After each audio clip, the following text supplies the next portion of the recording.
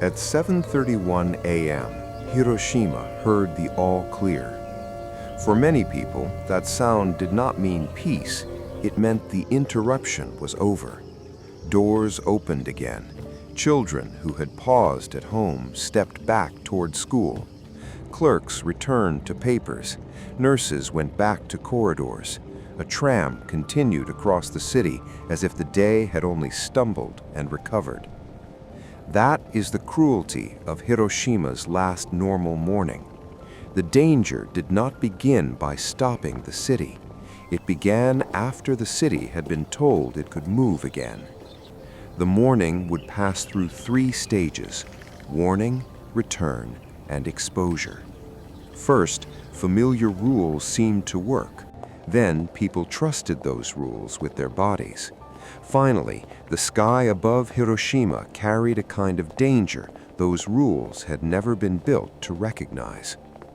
By August 1945, Hiroshima was living inside war, but it had not been flattened like many other Japanese cities.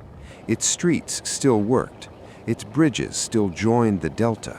Its hospitals still received patients. Its offices still opened.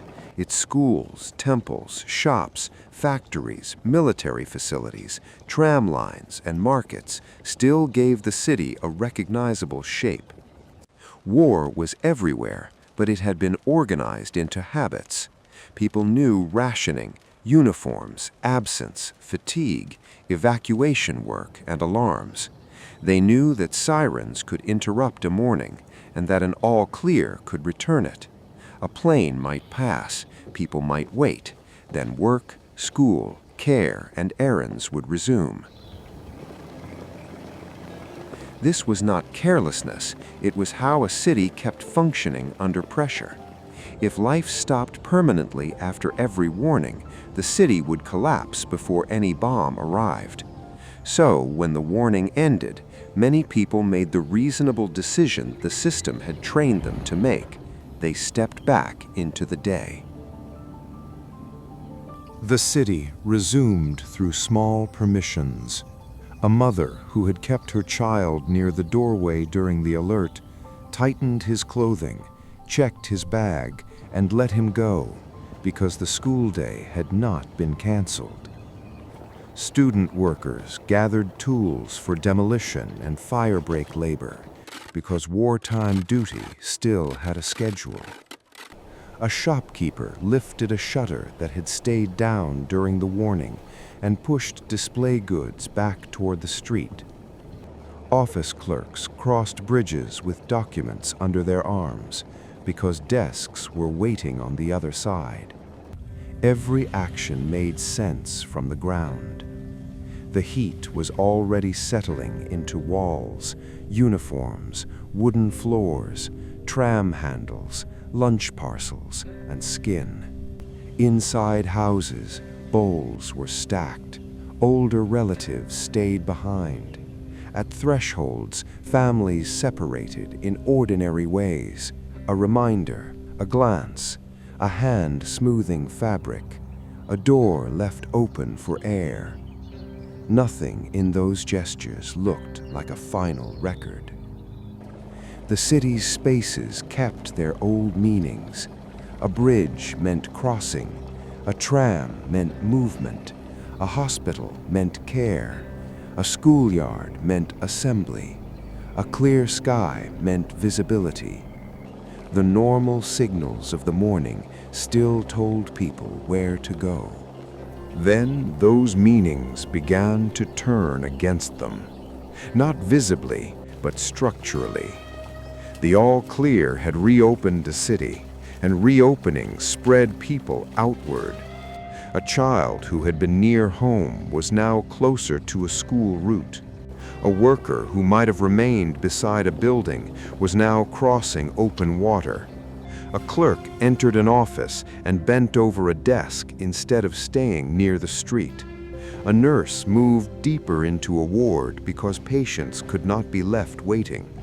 A tram gathered passengers and carried them across exposed ground because public movement had resumed. The familiar signs betrayed the people who trusted them. A small number of aircraft did not suggest citywide annihilation. A quiet street did not suggest that time had nearly ended. A clear sky made the morning look readable, but readability was part of the trap. Even if someone looked up, the shape above them could not explain the force it carried. That was the escalation. Not panic, but wrong placement. People were not running into danger. They were returning to duties, rooms, bridges, corridors, desks, and vehicles that had been made reasonable again by the all clear. The city had not lost order. Order itself had put people back into the path of an event that no familiar warning could describe. A worker halfway across a bridge could still believe he was only crossing water. A nurse turning back toward a bed could still believe she was returning to care. A child near a schoolyard could still believe the morning had resumed because the city had been released to resume.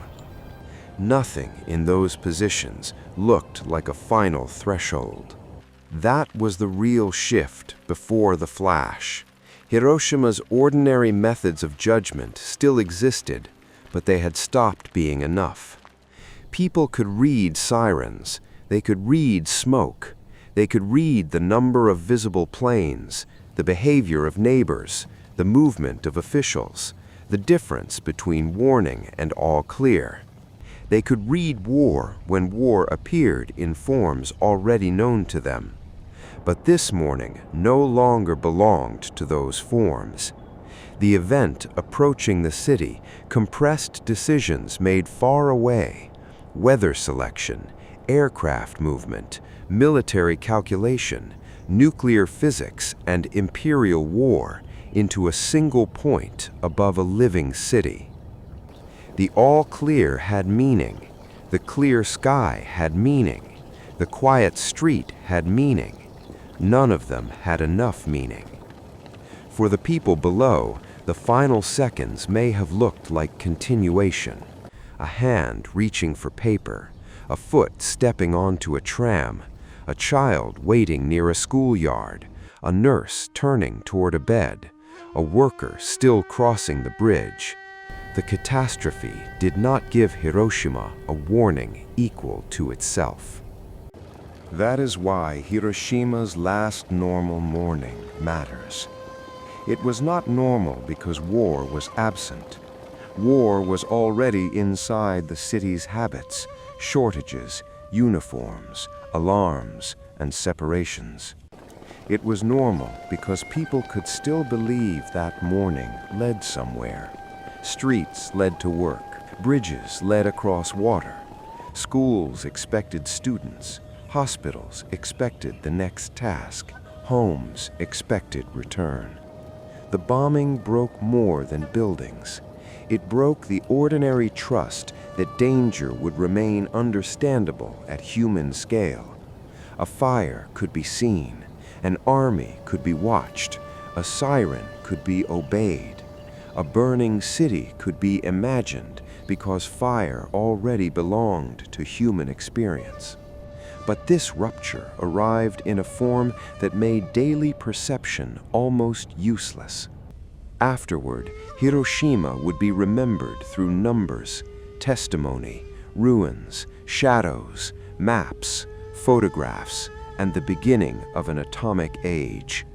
But before that, it was a city answering an all clear. People opened doors, they crossed bridges, they entered rooms, they carried bags, tools, documents, bowls, and messages. The horror is not only that destruction came, it is that it came after routine had been allowed to restart, while life was still separating for the morning, trusting there would be an evening, and moving through a city that had not yet learned it was about to become memory.